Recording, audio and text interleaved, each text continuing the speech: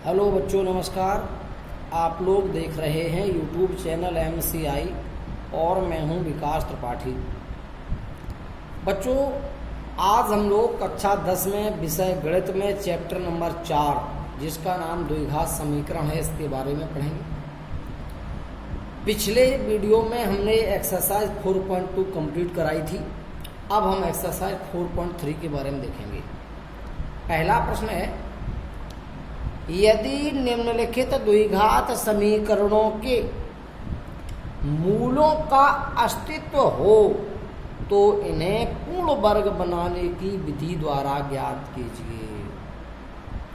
हमें समीकरण दिए हैं, कह रहा है कि यदि इन समीकरण के मूलों का अस्तित्व हो तो इन्हें पूर्ण वर्ग बनाने की विधि द्वारा ज्ञात करो, मूलों को ज्ञात करो। बच्चों, समीकरण के मूलों का अस्तित्व है कि नहीं ये कैसे जानेंगे? तो सुनते हैं ध्यान से। हम इसका थर्ड पार्ट आपको बताएंगे, बाकी के आप लोग घर पे कर लेंगे।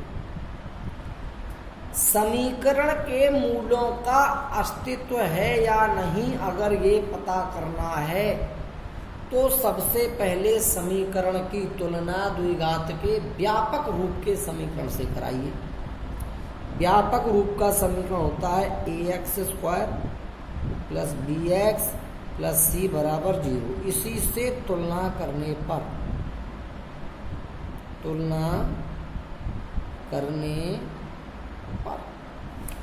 तुलना कराएंगे तो संगत पदों के गुणांकों को बराबर किया जाता है। जैसे इसमें x² का गुणांक a और इसमें x² का गुणांक 4, तो a = 4 आ गया। इसमें x का गुणांक b और इसमें x का गुणांक 4√3, ये b का मान आ गया। इसमें अचर पद c, इसमें अचर पद 3, तो ये c का मान आ गया। तुलना कराने के बाद हम इस द्विघात समीकरण का विविक्तकर निकालते हैं। विविक्तकर d, जिसको निकालने का सूत्र होता है v² - 4ac। तो लिखेंगे विविक्त कर d बराबर सूत्र होता है v² - 4ac। ये विविक्त कर d निकालने का सूत्र है। d बराबर b², b का मान है 4√3, इसका स्क्वायर -4 a × c, a का मान 4 और c का मान 3। बच्चों, गुणा कर दो।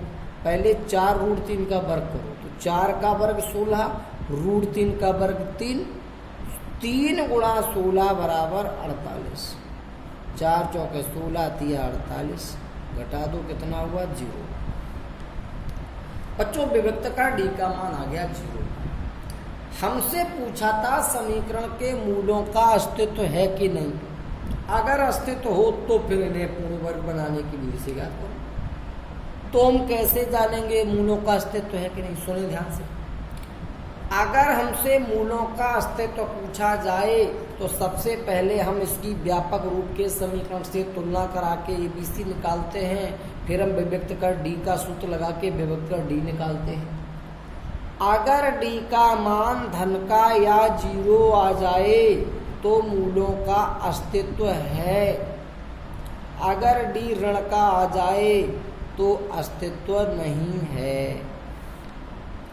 फिर सुन लीजिए बच्चों, अगर d का मान धनात्मक या 0 है, धनात्मक माने d 0 से बड़ा और 0 माने d 0 के बराबर, तो या तो d 0 से बड़ा है अर्थात धनात्मक है, या d 0 के बराबर, तो मूलों का अस्तित्व होता है। अगर d ऋणात्मक है मतलब d <0 है तो मूलों का अस्तित्व नहीं होता है। यहाँ पर d कितना है? 0 लिखेंगे, चूंकि d बराबर 0 है अतः समीकरण के मूलों का अस्तित्व है। मूलों का अस्तित्व है। ये तो आधा हल हो गया। कह रहा था अगर समीकरण के मूलों का अस्तित्व हो तो पूर्ण वर्ग बनाने वाली विधि से हल करो। तो अस्तित्व तो है, अब हमें समीकरण को पूर्ण वर्ग बनाने वाली विधि से हल करना है। तो चलिए ध्यान से इसके सारे स्टेप सुनते हैं। समीकरण था हमारा 4x² प्लस का 4√3x और प्लस का 3 = 0।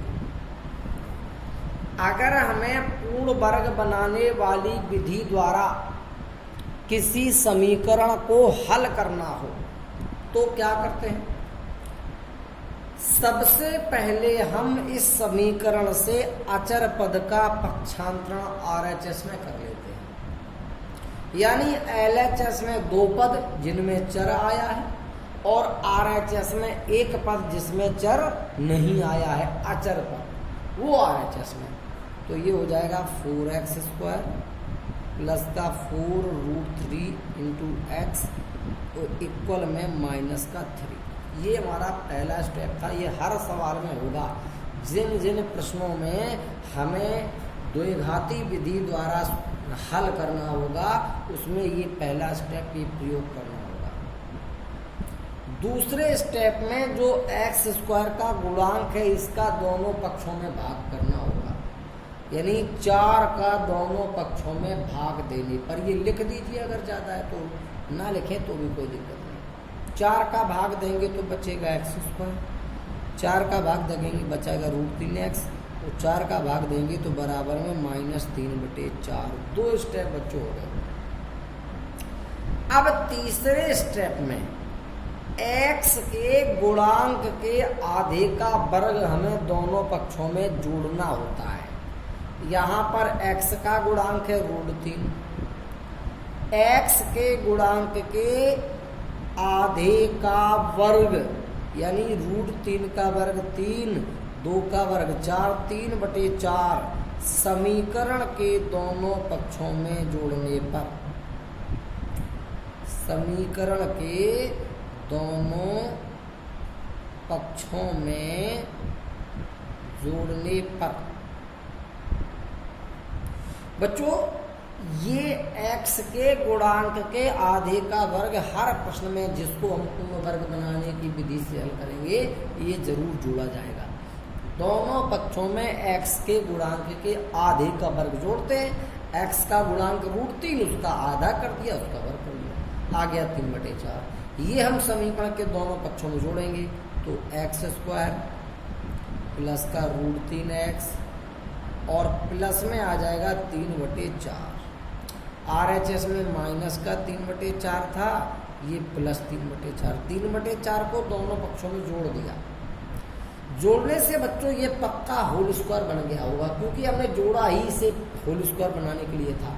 आप चेक कर लो, x का स्क्वायर लिख सकते इसको हम √3/2 का स्क्वायर लिख सकते हैं। देखो √3/2 का स्क्वायर ही तो था ये।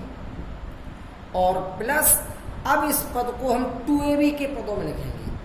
2a का मान x, b का मान √3/2।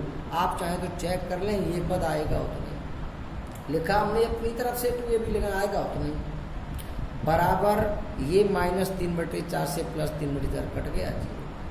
बच्चों a² plus b² plus 2ab ये सूत्र बन गया a प्लस b का होल स्क्वायर, जहां पर a का मान है x और b का मान √3/2। तो ये बन गया x प्लस √3/2 का होल स्क्वायर बन गया और बराबर में क्या बचा था। बच्चों हम x प्लस √3 बन का होल स्क्वायर इसे 2 बार लिख लें। x प्लस √3/2 का गुणा x प्लस √3/2 बराबर 0। गुणनखंड रूप हो गया ये। दोनों गुणनखंडों का गुणनफल 0 है तो प्रत्येक गुणनखंड को अलग अलग 0 के बराबर रखना पड़ेगा। x प्लस √3/2 बराबर 0, फिर से वही x प्लस √3/2 बराबर 0। यहाँ से पक्षांतर करो, x बराबर माइनस का √3/2 1 आ गया x का मान, यहाँ से भी पक्षांतरण करो, x बराबर -√3/2, ये दूसरा मान आ गया। यही इस समीकरण युग्म के हल हैं। तो बच्चों आप लोगों ने इसमें सारी स्थितियां जाननी। पहली स्थिति समीकरण के मूलों का अस्तित्व है या नहीं, ये कैसे जानते हैं। अगर अस्तित्व है तो पूर्ण वर्ग बनाने की विधि से हल कैसे करते हैं, ये दोनों बातें बच्चों जान चुके हैं। अब देखते हैं प्रश्न नंबर 2। बच्चों प्रश्न 2 में लिखा है, प्रश्न 1 में दिए गए द्विघात समीकरणों के मूल द्विघाती सूत्र का उपयोग करके ज्ञात कीजिए। बच्चों प्रश्न में कहा है कि जो प्रश्न 1 में 4 द्विघाती समीकरण दिए थे, इनके मूल द्विघाती सूत्र द्वारा ज्ञात करो। द्विघाती सूत्र माने श्रीधराचार्य सूत्र जिसको कहते हैं, उस सूत्र द्वारा हमें इस समीकरण के हल ज्ञात करने हैं। चलिए बच्चों एक प्रश्न हम द्विघाती सूत्र द्वारा हल करके भी दिखा देते हैं, बाकी आप लोग घर पे करेंगे। चलिए देखते हैं। अगर हमें किसी समीकरण को द्विघाती सूत्र द्वारा हल करना है, सबसे पहले उसकी तुलना व्यापक रूप के समीकरण से कराइए। ax² + bx + c = 0 से तुलना करेंगे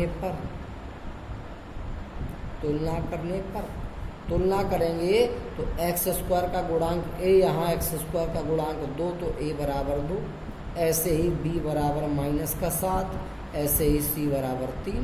ये आपके ABC आ गए। हमें द्विघाती सूत्र द्वारा हल ज्ञात करना है, तो सबसे पहले द्विघाती सूत्र लिख लें। द्विघाती सूत्र जो होता है, जिसको हम श्रीधराचार्य सूत्र कहते हैं, ये x बराबर -b + √b² - 4ac और पूरे का बटे 2a, ये द्विघाती सूत्र है। इस सूत्र में अगर हम ABC के मान रख देंगे तो x के मान हमें प्राप्त हो जाएंगे। तो चलिए x बराबर -b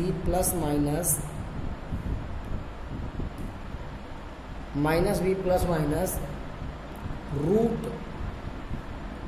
बच्चों यहाँ पे ABC के मान रख दीजिए। तो -b का मान है -7 ± रूट b² माने -7 का स्क्वायर और -4ac -4 a का मान है 2 और c का मान है 3 और बटे 2a, तो 2 × a का मान 2। तो x बराबर ये माइनस गुणा माइनस +7 हो गया, +- 7 का वर्ग 49 होगा, प्लस में 49 -4 दूनी 8, 8 × 24 और बटे 2 a का मान 2 था, 2 दूनी 4 हो गया। बच्चों x बराबर 7 तो जो कहते हो प्लस माइनस जो कहते हो, ये 49 है, इसमें से 24 घटाओ तो ये बचेगा 25, रूट के अंदर 25 और बटे 4। बच्चों 25 का वर्गमूल ले लो तो 7 ± 5 और बटे 4। x के जो 2 मान आए 7 ± 5 बटे 4, ये 2 मान है। एक बार प्लस चिन्ह ले लो, एक मान आ जाएगा, एक बार माइनस चिन्ह ले लो, दूसरा मान आ जाएगा। तो लिखेंगे प्लस चिन्ह लेने पर